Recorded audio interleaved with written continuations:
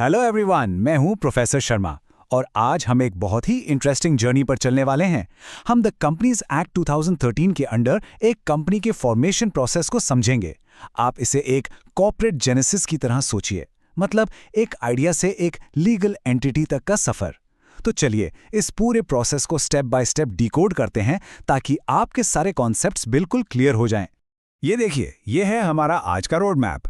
सबसे पहले हम कंपनी के डिजिटल बर्थ की बात करेंगे, फिर उसकी आइडेंटिटी यानी नाम कैसे डिसाइड होता है ये समझेंगे। उसके बाद हम कंपनी के कॉन्स्टिट्यूशन यानी एमओए और एओए को डिटेल में देखेंगे, जरूरी डॉक्यूमेंट्स की लिस्ट बनाएंगे और आखिर में उस फाइनल स्टेप पर आएंगे जहां कंपनी को उसकी लीगल एग्जिस्टेंस मिलती है। रेडी? Let's begin. तो शुरुआत करते हैं पहले सेक्शन से, the digital birth of companies.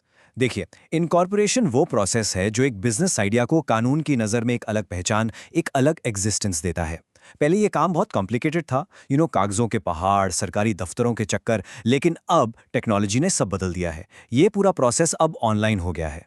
और इस डिजिटल रेवोल्यूशन का हीरो है ये फॉर्म, स्पाइस प्लस। इसका फुल फॉर्म है simplified proforma for incorporating company electronically plus. ये मिनिस्ट्री ऑफ कॉर्पोरेट अफेयर्स का एक गेम चेंजर है। बेसिकली ये एक सिंगल इंटीग्रेटेड वेब फॉर्म है जिसमें आप कंपनी के नाम से लेकर उसके रजिस्ट्रेशन तक सारे काम एक ही जगह, एक ही एप्लीकेशन में कर सकते हैं। सोच के देखिए, जो काम पहले महीनों ले लेता था अब वो कुछ ही दिनों में हो जाता है। चलिए अब आते हैं सबसे पहले प्रैक्टिकल स्टेप पर, कंपनी को एक पहचान देना, यानी उसका नाम अप्रूव करवाना।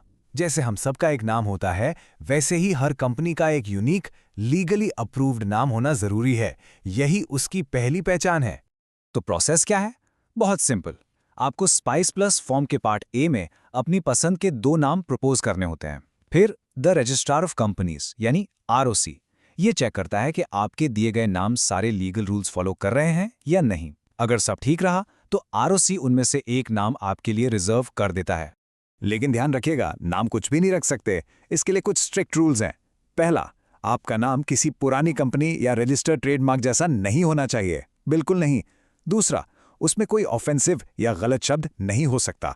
और तीसरा, और ये बहुत इंपॉर्टेंट है, अगर आप पब्लिक कंपनी बना रहे हैं तो नाम के एंड में लिमिटेड आएगा, और अगर प्राइवेट कंपनी है तो प्राइवेट लिमिटेड लिखना कंपलसरी है। इसमें कोई एक्सेप्शन नहीं है। और ये नंबर, इसको बिल्कुल अच्छे से याद रख लीजिए, 20 एग्जाम के लिए बहुत जरूरी है। जब आरओसी आपका नाम अप्रूव कर देता है तो वो सिर्फ 20 दिनों के लिए रिजर्व होता है। इसका मतलब क्या है? इसका मतलब है कि आपको इन 20 दिनों के अंदर अंदर बाकी सारा पेपरवर्क कंप्लीट करके फाइल करना है। अगर आप ये डेडलाइन मिस कर देते हैं तो वो नेम रिजर्वेशन कैंसिल हो जाएगा और आपको पूरा प्रोसेस फिर से शुरू करना पड़ेगा। So time is critical here. Okay, so नाम फाइनल हो गया। अब आगे बढ़ते हैं। अगला स्टेप है कंपनी के 2 सबसे जरूरी डॉक्यूमेंट्स तैयार करना, द मेमोरेंडम ऑफ एसोसिएशन यानी एमओए और आर्टिकल्स ऑफ एसोसिएशन यानी एओए। इन्हें ऐसे समझिए, एमओए कंपनी का डीएनए है जो बताता है कि कंपनी क्या है और क्या कर सकती है, और एओए उसकी रूल बुक है जो बताती है कि कंपनी अपने रोजमर्रा के काम कैसे करेगी। ये स्लाइड बहुत इंपॉर्टेंट है क्योंकि ये एमओए और एओए के बीच का फर्क बिल्कुल क्रिस्टल क्लियर कर देती है। स्टूडेंट्स अक्सर इसमें कंफ्यूज होते हैं। देखिए, एमओए कंपनी का चार्टर या कॉन्स्टिट्यूशन है। ये कंपनी का बाहरी दुनिया के साथ रिश्ता डिफाइन करता है। वहीं एओए कंपनी के बायलॉज या रूल बुक हैं जो उसके इंटरनल मैनेजमेंट को देखते हैं। सिंपल भाषा में कहें तो एमओए बताता है what the company can do और एओए बताता है how the company will do it. और हाँ, एमओए हमेशा सुपीरियर होता है। हर एमओए में ये 6 क्लॉजेस होना कंपलसरी है। Name clause, situation clause, capital clause तो आसान है, लेकिन 2 क्लॉजेस पर मैं आपका ध्यान चाहता हूं। एक है ऑब्जेक्ट क्लॉज। ये डिफाइन करता है कि कंपनी कौन सा बिजनेस कर सकती है। अगर कंपनी इस क्लॉज के बाहर जाकर कोई काम करती है तो उसे अल्ट्रा वायरस कहते हैं, यानी बियॉन्ड द पावर्स, और वो काम लीगली इनवैलिड माना जाता है। दूसरा है लायबिलिटी क्लॉज, जो बताता है कि मेंबर्स की लायबिलिटी लिमिटेड बाय शेयर्स है या बाय गारंटी। और ये कोड सब कुछ साफ कर देता है। यहाँ एक लीगल हायरार्की है, एक रैंकिंग है। सबसे ऊपर है द कंपनीज एक्ट, उसके नीचे है एमओए और उसके नीचे आता है एओए। इसका मतलब एओए का कोई भी रूल अगर एमओए या एक्ट के खिलाफ जाता है तो वो रूल शुरुआत से ही वॉइड यानी अमान्य माना जाएगा। The MOA is the boss. तो अब हमारे पास एमओए और एओए तैयार हैं, पर काम यहाँ खत्म नहीं होता। अब हमें एक पूरा डॉसियर, एक पूरा पैकेज तैयार करना है। आरओसी को सिर्फ ये 2 डॉक्यूमेंट्स नहीं चाहिए। चलिए देखते हैं कि इस फाइल में और क्या-क्या लगाना पड़ता है। ये टेबल उन्हीं जरूरी डॉक्यूमेंट्स को दिखा रहा है। आपको जो लोग कंपनी के पहले डायरेक्टर्स बनेंगे उनसे फॉर्म DIR-2 में एक रिटन कंसेंट लेना होगा। फिर फॉर्म INC-9 में एक डिक्लेरेशन देनी होगी कि आप किसी फ्रॉड या गलत काम में सजा याफ्ता नहीं है। इसके अलावा एक प्रोफेशनल जैसे चार्टर्ड अकाउंटेंट या कंपनी सेक्रेटरी ये सर्टिफाई करेगा कि सारी लीगल फॉर्मेलिटीज पूरी हो गई हैं। और आखिर में कंपनी के रजिस्टर्ड ऑफिस का प्रूफ जैसे बिजली का बिल या रेंट एग्रीमेंट।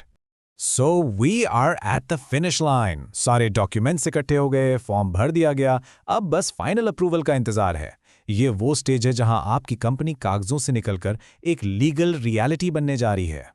ऑफ कोर्स इस प्रोसेस के लिए गवर्नमेंट को कुछ फीस भी देनी पड़ती है। ये रजिस्ट्रेशन फीस और स्टैम्प ड्यूटी हर कंपनी के लिए सेम नहीं होती।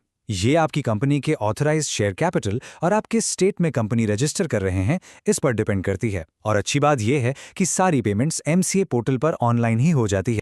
जब ROC आपके सारे डॉक्यूमेंट से सेटिस्फाई हो जाता है और आप फीस पे कर देते हैं, तब वो इशू करता है द सर्टिफिकेट ऑफ इनकॉर्पोरेशन या COI। ये डॉक्यूमेंट स्टूडेंट्स कंपनी का ऑफिशियल बर्थ सर्टिफिकेट है। इस सर्टिफिकेट पर जो डेट लिखी होती है उसी दिन से कंपनी कानून की नज़र में जन्म ले लेती है। COI के साथ साथ ROC कंपनी को एक और चीज अलॉट करता है, a unique 21 digit alphanumeric code. इसे कहते हैं कॉर्पोरेट आइडेंटिटी नंबर या सीन। ये नंबर कंपनी का परमानेंट आइडेंटिफिकेशन नंबर बन जाता है। हर ऑफिशियल डॉक्यूमेंट, हर कम्युनिकेशन में इसका इस्तेमाल होता है। और अब सबसे पावरफुल लीगल प्रिंसिपल, एग्जाम के लिए ये लाइन याद रखिएगा, the certificate of incorporation is conclusive evidence. इसका क्या मतलब है? इसका मतलब है कि एक बार ROC ने COI इशू कर दिया तो कंपनी के अस्तित्व पर, उसकी लीगल एग्जिस्टेंस पर कोई सवाल नहीं उठा सकता। भले ही पहले कोई छोटी मोटी प्रोसीजरल गलती हुई हो, COI मिलने के बाद सब माफ। The COI is final. तो लीजिए, आपकी कंपनी अब ऑफिशियली जन्म ले चुकी है। मुबारक हो। लेकिन ये जर्नी का अंत नहीं बल्कि शुरुआत है। इसलिए मैं आपको एक सवाल के साथ छोड़ जा रहा हूं। अब जब कंपनी बन गई है तो उसका सबसे पहला लीगल एक्ट क्या होना चाहिए? सोचिए इस बारे में। Thank you for joining me today.